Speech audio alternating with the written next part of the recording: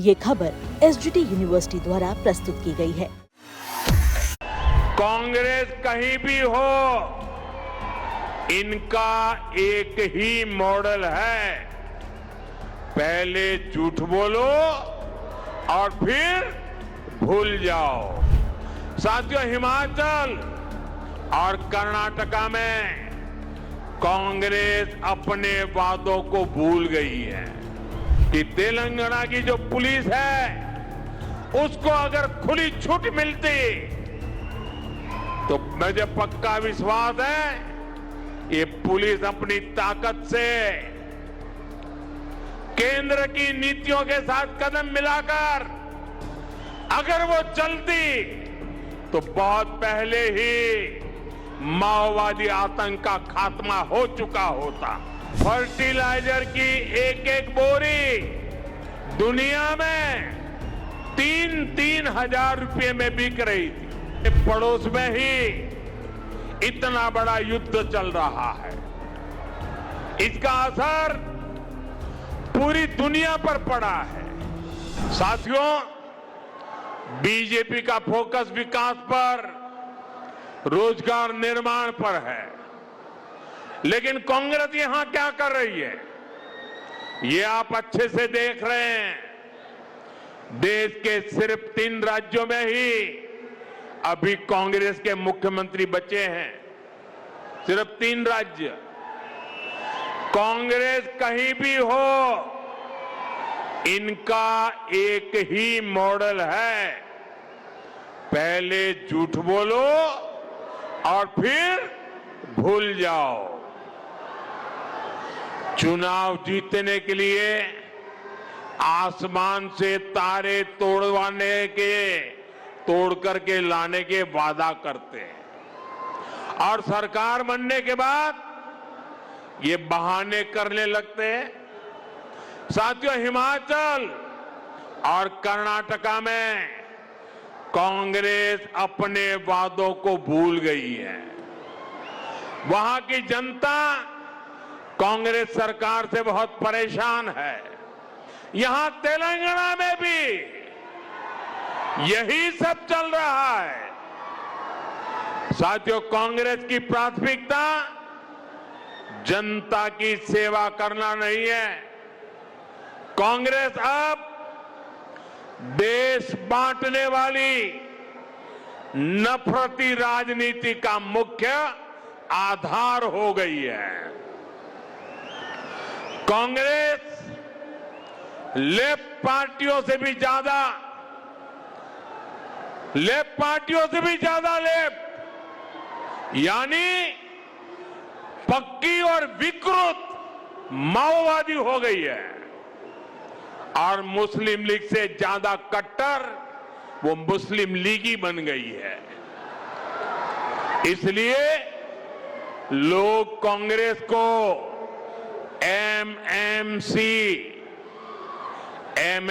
यानी मुस्लिम लीगी माओवादी कांग्रेस कह रहे हैं।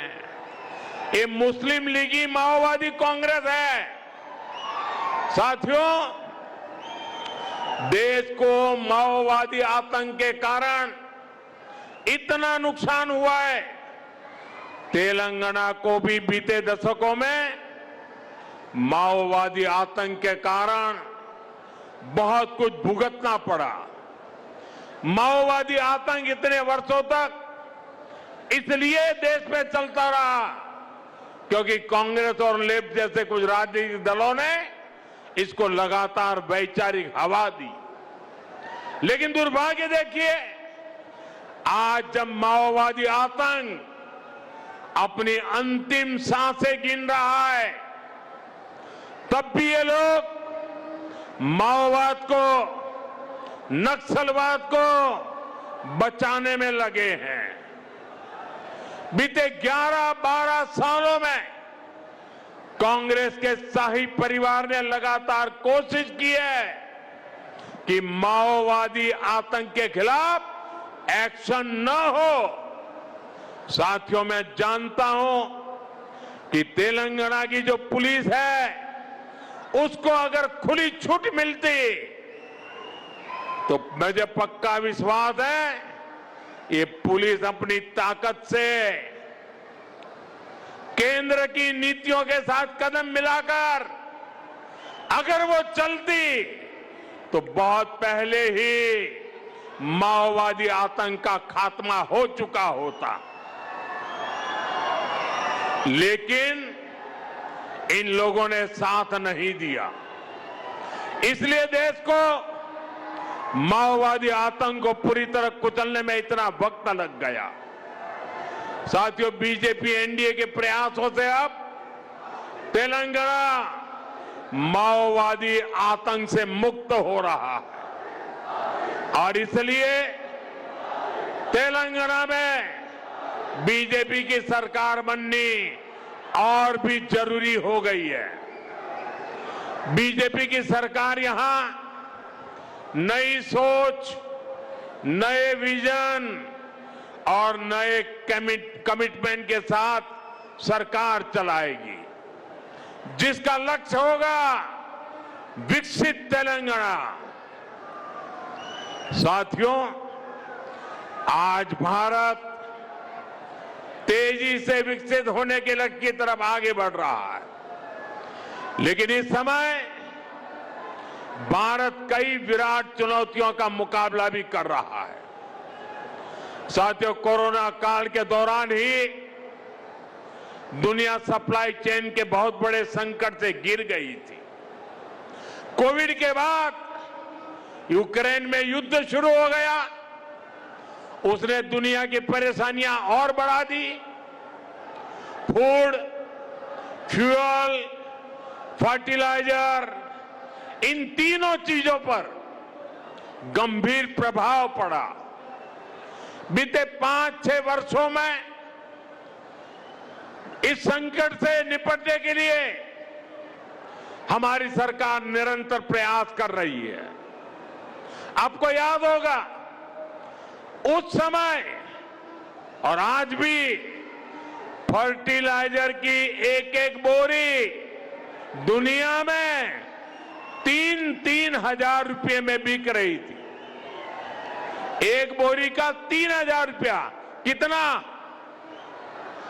आप बताएंगे एक बोरी का कितना? आंकड़ा नहीं, बोलिए मुंह से। 3,000 रुपया एक बोरी का। कितना? एक बोरी का कितना? एक बोरी का कितना? और भारत के किसानों को वही खाद की बोरी 300 से भी कम रुपये में दी जा रही है। 3,000 के सामने 300 रुपये में। सप्लाई चेन की इन मुश्किलों के बीच पिछले 2 महीने से हमारे पड़ोस में ही इतना बड़ा युद्ध चल रहा है।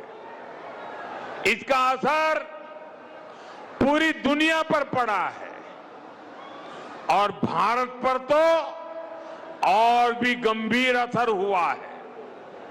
साथियों, भारत के पास बड़े बड़े तेल के कुएं नहीं हैं।